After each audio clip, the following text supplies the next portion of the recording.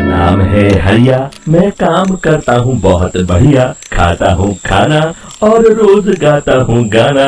अरे यार, आज तो बहुत देर हो गई। इस खतरनाक जंगल को देखकर तो मेरे हाथ पैर ठंडे हो गए हैं।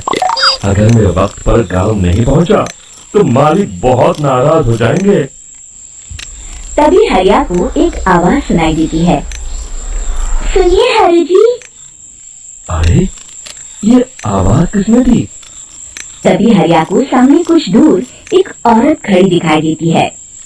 अरे भाई, ये औरत अकेली इतनी रात को इस जंगल में क्या कर रही है? चलकर पूछना पड़ेगा। फिर हरिया अपनी बैलगाड़ी उस औरत के सामने लाकर रोक देता है और उससे पूछता है।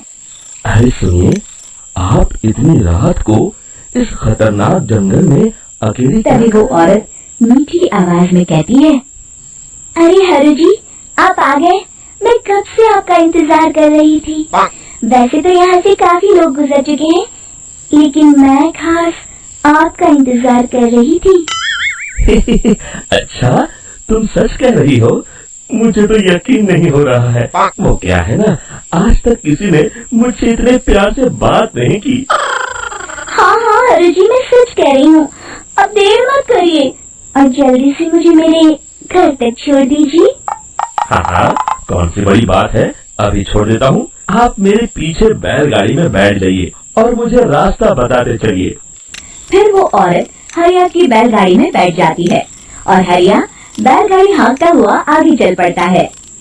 फिर उस औरत के बताए हुए रास्ते पर बैलगाड़ी लेकर एक काली गुफा के आगे आकर रुक जाता है। हरिया उस औरत से पूछता है। हाँ देवी जी, आपका घर कहाँ है? यहाँ तो एक गुफा के अलावा और कुछ नहीं है। तभी अचानक वो औरत हवा में देखते उसका सुंदर रूप एक डरावनी चुड़ैल में बदल जाता है और वो जोर जोर से हंसती है। अरे तुम्हें एकदम बेवकूफ निकला। तू तो भैया आसानी से मेरी बातों में आ गया। अरे मर गया रे, ये तो एक चुड़ैल है। हे भगवान बचा रे, ये तो बड़ी डरावनी दिखाई दे रही है। और फिर अगले ही पल हरिया की बैलगाड़ी में रखा सारा सामान हवा में उड़ता हुआ उस काली गुफा के अंदर चला जाता है और वो चुड़ैल भी उस गुफा के अंदर जाकर कहीं गायब हो जाती है। हरिया ये नजारा देख बुरी तरह घबरा और परेशान हो जाता है। अरे, ये चुड़ैल तो मेरा सारा सामान लेकर गुफा में गायब हो गई। अब क्या होगा? अगर मैं गांव खाली हाथ गया तो मालिक मेरी अच्छी खबर लेंगे। मेरी इस बात का कोई यकीन। फिर आखिर वही हुआ। हरिया के मालिक चंपक सेठ को हरिया की किसी भी बात पर रत्ती भर भी यकीन नहीं हुआ। चंपक सेठ को लगा हरिया झूठ बोल रहा है और उसने ही लालच में आकर सारा सामान हड़प कर लिया है। फिर हरिया को बेईमान समझकर चंपक सेठ उसे काम से निकाल देता है। अगले दिन अपनी दुकान में परेशान बैठा चंपक सेठ गुस्से में बड़बड़ाता है। अरे, दुकान में तो सामान बिल्कुल भी नहीं है। अब मुझे ही शहर जाकर सामान लाना होगा। फिर वो अपनी बैलगाड़ी लेकर शहर चला जाता है। शहर से सामान लेकर जब चंपक सेठ वापस गांव लौट रहा होता है, तभी उसे एक आवाज सुनाई देती है।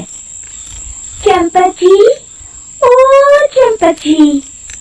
अरे, ये तो कोई मेरा नाम लेकर मुझे पुकार। फिर उस रास्ते में वही औरत खड़ी दिखाई देती है। फिर क्या था, हरिया की तरह चंपक सेठ भी इस औरत के पास अपनी बैलगाड़ी लेकर जाता है और वो भी उसकी चिकनी चुपड़ी बातों के मुंह जाल में फंस जाता है। फिर चुड़ैल उसे भी अपनी गुफा तक ले जाती है और उसका सारा सामान लेकर गुफा में गायब हो जाती है। बेचारा चंपक सेठ लाचार होकर खाली हाथ गांव लौट आता है। फिर ये उस जंगल में रोज की बात। जो कोई भी शहर से कुछ लेकर गांव की तरफ लौटता, वो चुड़ैल उसे बेवकूफ बनाकर उसका सारा सामान लेकर गुफा में गायब हो जाती। एक दिन हरिया एक लकड़हारे को उसी जंगल की तरफ जाते हुए देखता है।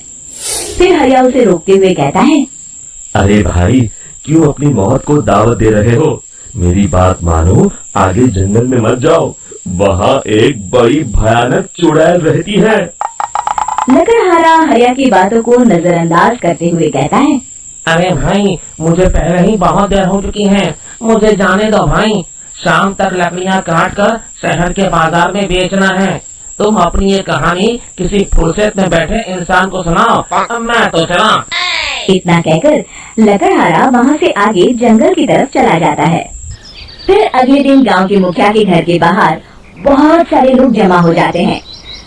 तभी हाथ में कुल्हाड़ी लिए खड़ा लकड़हारा कहता है, अरे मुखिया जी, अब आप ही हमें बचाइए उस जंगल वाली चुड़ैल से। हमारा सारा काम तो शहर से ही होता है।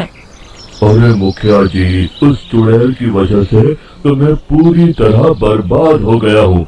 हम सबको मिलकर उस चुड़ैल का कोई इलाज करना पड़ेगा।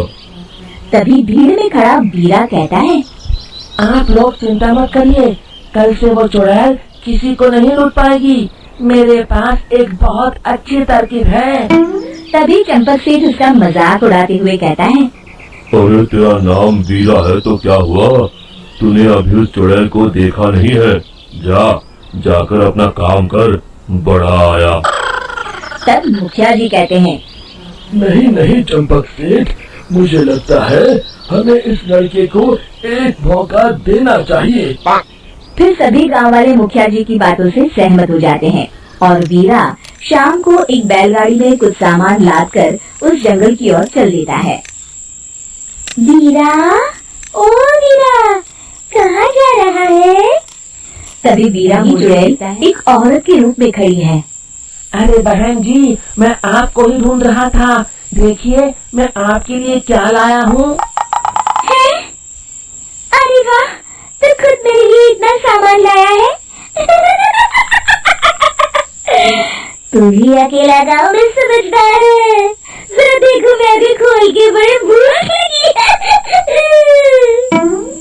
जैसे ही चुड़ैल उस सामान पर से कपड़ा हटाती है, एक भगवान शिव की तेज रोशनी उसके अंदर मूर्ति से निकलती है और चुड़ैल अपने असली रूप में आकर जलने लगती है।